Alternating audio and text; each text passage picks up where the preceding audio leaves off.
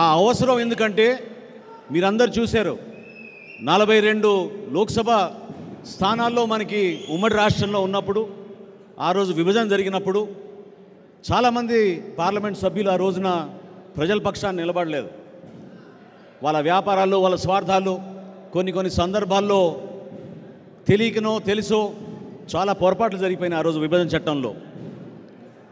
ఆ మార్పులు తీసుకురావాలి, సరిచేయాలి, మన రాష్ట్రానికి మేలు జరగాలి, మనం కూడా అభివృద్ధి చెందాలి, చక్కటి ఎయిర్పోర్ట్లు రావాలి, మనకి పోర్ట్స్ రావాలి, ఇన్ఫ్రాస్ట్రక్చర్ మనకి రావాలి, కేంద్ర ప్రభుత్వం నుంచి నిధులు తీసుకురావాలని ఆ రోజున పవన్ కళ్యాణ్ గారు ఆలోచించిన విధానం ఈరోజు 2 సార్లు లోక్సభకి ఎన్నికైన బాలశౌరి గారు మన పార్టీలో చేరడం నిజంగానే దానికి పునాది వేసినట్టు అవుతుందని నేను భావిస్తున్నాను.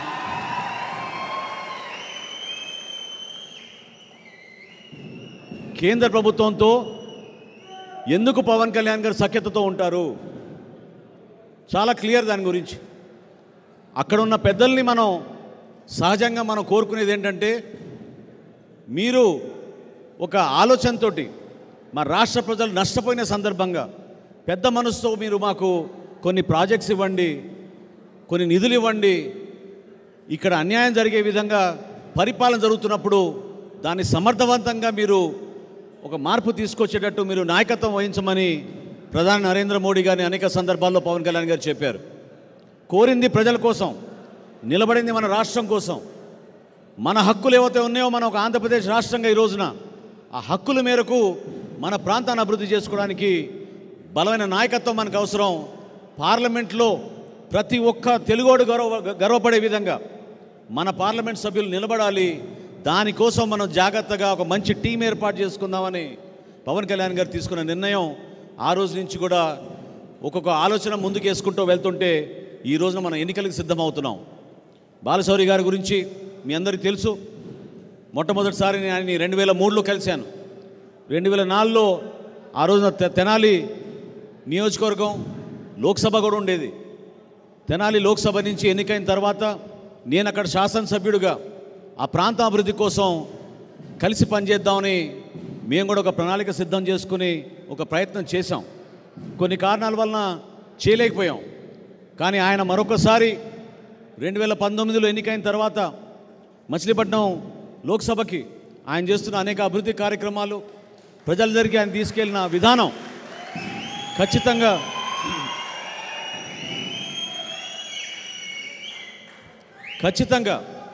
ఏ ఆశయ సాధన కోసం పవన్ కళ్యాణ్ గారు ఆలోచించారో, దేనికోసం జన సైనికులు, వీర మహిళలు కష్టపడి ఈ 4.5 సంవత్సరాల నుంచి మీరు వీధిలో నిలబడి పోరాటం చేసి మన ప్రాంతానికి అభివృద్ధి జరగాలని కోరారో, ఆ ఆశయ సాధన కోసం బాలశౌరి గారు కూడా దోహదపడతారని ఆయన కూడా అదేవిధంగా కష్టపడి జనసేన పార్టీ నిర్మాణం కోసం ప్రతి ప్రాంతంలో కూడా పర్యటించి మనం అందరం కూడా కలిసికట్టుగా ఒక మంచి టీమ్గా అభివృద్ధి చేసుకుంటూ ముందుకెళ్లాల్సిన అవసరం ఖచ్చితంగా ఈరోజు ఆంధ్రప్రదేశ్ ప్రజలు ఎదురు చూస్తున్నారు.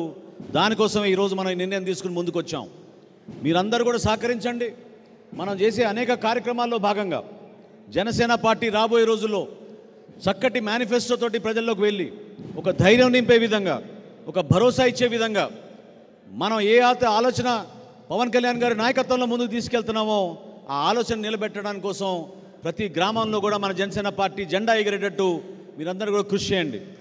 బాలశౌరి గారిని మనస్ఫూర్తిగా నేను స్వాగతిస్తూ రాబోయే రోజుల్లో మీరు అనేకమైన సేవలు మన రాష్ట్ర ప్రజలకు అందించాలి. జనసేన పార్టీ ప్రతినిధిగా, జనసేన పార్టీలో క్రియాశీలకమైన సభ్యుడిగా, ఒక పార్లమెంట్ సభ్యుడిగా మన రాష్ట్రానికి మీరు మరింత పెట్టుబడులు వచ్చేటట్టు, మన రాష్ట్రానికి మరింత మన యువతకు ఉపాధి కలిపే విధంగా, మన అందరం గర్వపడే విధంగా జనసేన పార్టీ నుంచి మన లోక్సభ సభ్యుడు ఈ విధంగా పనిచేస్తున్నాడు మన రాష్ట్రం కోసం అని ఆయన ఒక మంచి ఆలోచనతోటి ముందుకెళ్లాలని మనస్ఫూర్తిగా నేను కోరుకుంటూ, ఈ రోజున అద్భుతంగా మీరందరూ సహకరించారు. ఒక మంచి కార్యక్రమం చేసుకోగలిగాం. ఆ కార్యక్రమాన్ని రాబోయే రోజుల్లో ఇంకా కొంతమంది చేరికలు, అదేవిధంగా రాబోయే రోజుల్లో ఎన్నికలకి ఏ విధంగా సిద్ధమవుదాం అనేది మీ అందరికీ కూడా సిద్ధమయ్యే విధంగా మన పార్టీ అధ్యక్షులు పవన్ కళ్యాణ్ గారు అనేక సందర్భాల్లో చెప్తూనే ఉన్నారు. మనం ఈ రోజున కష్టపడేది, పోరాడేది వైఎస్ఆర్సీపీ విముక్త ఆంధ్రప్రదేశ్ కోసం. దేనికోసం వైఎస్ఆర్సీపీ విముక్త ఆంధ్రప్రదేశ్ అంటున్నామంటే, ఈ ప్రాంతాన్ని పూర్తిగా వాళ్ళు నెగ్లెక్ట్ చేసి ఏ మాత్రం కూడా అభివృద్ధి చేయకుండా కేవలం వాళ్ళ ఆస్తుల కోసం వాళ్ళు చేసే అనేక కార్యక్రమాలు, దౌర్జన్యాలు, కావాలని కేసులు పెట్టి ఇబ్బంది పెట్టిన సందర్భాలు మీ అందరూ కూడా ఎవరు కూడా మర్చిపోలేరు.